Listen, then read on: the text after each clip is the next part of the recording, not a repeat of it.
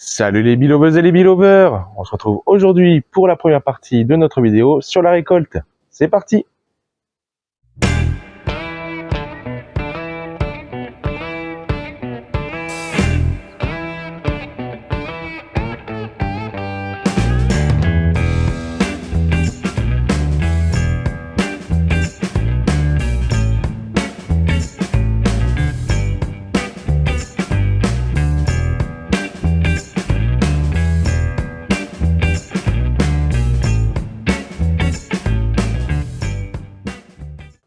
On se retrouve donc en plein milieu d'été, la chaleur est bien arrivée, justement beaucoup trop, là la sécheresse commence à s'installer, les abeilles n'ont plus grand chose pour butiner, c'est pour ça d'ailleurs qu'on va passer à la récolte. On va le voir après, mais j'ai fait une petite visite où je me suis rendu compte qu'au niveau de nos hausses, enfin du moins celles qui récoltent, les abeilles commencent à réouvrir les cellules pour pouvoir se nourrir, donc c'était un signe qu'il n'y a plus assez de provisions, pas assez de rentrée, et du coup on va passer à la récolte. Mais avant de passer à notre récolte, on va en profiter pour faire une petite visite dans toutes les autres ruches, voir si tout se passe bien, si elles ne manquent pas de provisions elles aussi, puisque les autres commençaient à attaquer les provisions des hausses. C'est peut-être un signe justement que toutes les ruches commencent à manquer un petit peu de réserve. Donc on va voir ça tout de suite. Allez, commençons avec notre ruchette, où on peut voir justement un cadre dans un premier temps, comme d'habitude, de beaucoup de pollen. Elle ramène beaucoup plus de pollen que de nectar cette année. Donc pas beaucoup de provisions en soi, beaucoup de pollen, surtout à l'intérieur. Le deuxième cadre, un cadre de couvain femelle, tout operculé, donc une bonne ponte quand même qui continue. Le suivant, on est sur un cadre avec de la ponte fraîche. Notre avant-dernier cadre, un cadre de cire gaufrée qu'on avait laissé, qui n'a pas énormément avancé, les cellules ne sont pas vraiment bien tirées, et on a notre reine que nous en avions marqué lors de la précédente vidéo, qui est en train d'essayer de trouver de la place, mais là on a un cadre qui manque de construction, et notre dernier cadre, un cadre de cire gaufrée aussi, qui n'est pas forcément bien attiré, on ne voit pas forcément d'œufs à l'intérieur, j'ai l'impression que la reine boude un peu de ces deux derniers cadres, on fera attention de voir si elles ont assez de nectar pour pouvoir construire de la cire. Ce n'est pas forcément le cas dans cette colonie. Par contre, effectivement, on voit qu'au niveau des réserves, c'est pas non plus fou. Il faudra peut-être déjà, en plein été, penser à les nourrir. Allez, on passe à notre colonie qui était un petit peu faible, bien qu'elle ait bien rattrapé son retard durant cette saison. Et on commence avec un cadre relativement léger. Très peu de provisions, on voit qu'elle s'affaire un petit peu à les remplir ici, mais le cadre est relativement vide en soi. Le deuxième, qui n'a pas avancé sur la construction, on l'avait déjà dit, elles ont construit un petit peu sur le côté ici, c'est encore totalement plat. De l'autre côté, on est sur le même constat. Un peu de construction, pas encore assez étiré, et ici c'est plat. Encore un manque de nectar pour pouvoir construire les cellules de la colonie. Pour le suivant, on est sur un cadre de ponte avec de la ponte à l'intérieur des cellules et des cellules de femelles operculées. Donc pas un gros ralentissement sur la ponte, bien qu'elle soit quand même bien occupée par du pollen comme sur les autres colonies. Notre avant-dernier cadre de la ponte, encore une fois. Donc on voit que c'est pas trop ralenti. Et on peut voir juste ici une reine qui n'est pas marquée. Alors notre reine qui avait dans cette ruche à la base était marquée de rouge, donc de l'année dernière. C'est vrai que son point s'était quand même bien effacé, mais là j'ai l'impression qu'elle a été remplacée, donc souvent par un manque de ponte. Donc ce qu'on va en faire, on va en profiter pour la capturer et la marquer comme la reine de la vidéo précédente. Allez, on l'avait vu à la précédente vidéo. On va donc bloquer notre reine sur le dos et lui apposer un petit point de couleur sur le dos pour la reconnaître, savoir qu'elle est de cette année. Voilà, on va essayer de refaire un petit peu le point qui n'a pas été bien fait. Et là, du coup, on devrait être bon. Et une fois marqué, comme d'habitude, on va venir la laisser retourner dans la colonie. On va regarder rapidement aussi notre dernière ruche qui n'est pas en production. On va essayer d'être un peu vigilant aussi parce qu'à la dernière visite que j'avais faite, sans filmer, je m'étais aperçu qu'il y avait beaucoup de cellules royales. Alors peut-être aussi encore une fois une erreur de manipulation, bien qu'on n'ait pas vu la reine jusqu'à maintenant, on voulait la marquer, ou peut-être un renouvellement de reine comme il s'est passé dans notre ruche précédente. On va de suite voir si ça éclot et s'il y a une nouvelle reine. Là déjà j'ai l'impression que les abeilles sont beaucoup moins agressives, donc ça peut être un signe que la reine est de retour dans la colonie. On va voir si on la trouve, si on a des traces justement de ponte pour voir qu'elle est bien là et si on peut la marquer comme celle d'avant. Alors déjà on a un premier cadre totalement vide, pas de provisions, pas de pollen, pas de ponte, vraiment un cadre tout vide.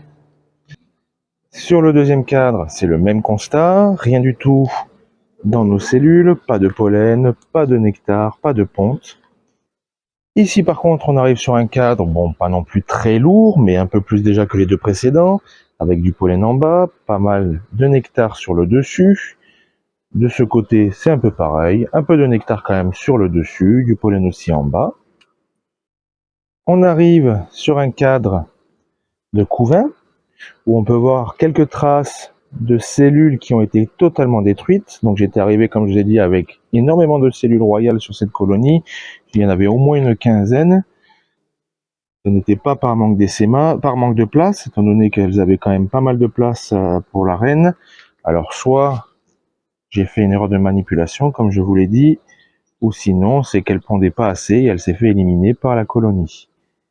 Là, je vois plus de cellules royales, peut-être que plus tard on pourra voir un peu de ponte.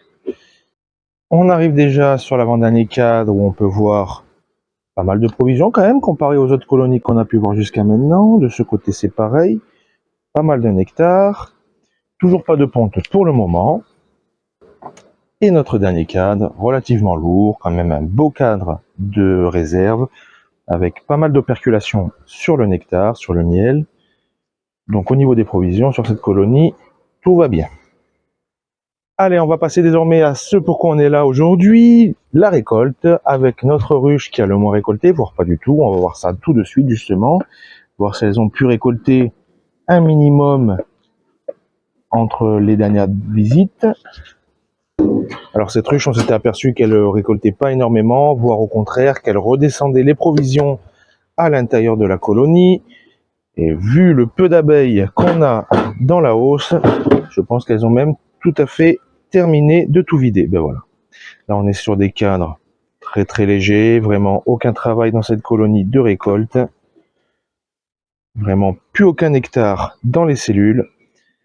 Donc ça va être très rapide pour celle-là. On va la laisser ainsi, étant donné que dans tous les cas, il n'y a rien de plus à en tirer.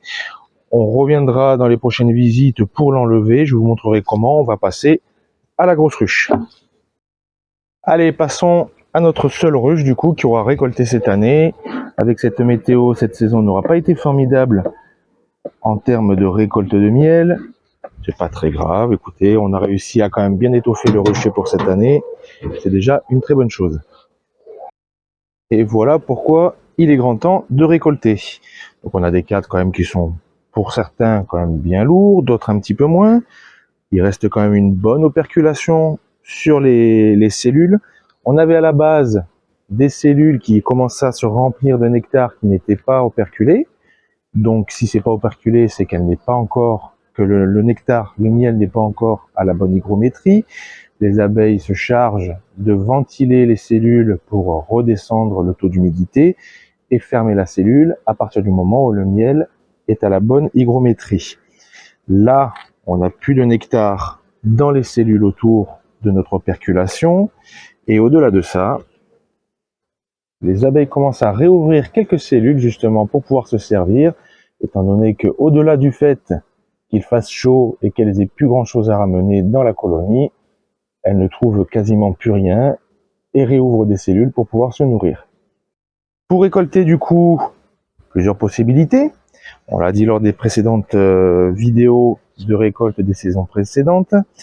On a la possibilité de reprendre notre petit balai à abeilles pour balayer chaque cadre un à un, ce qui peut être long.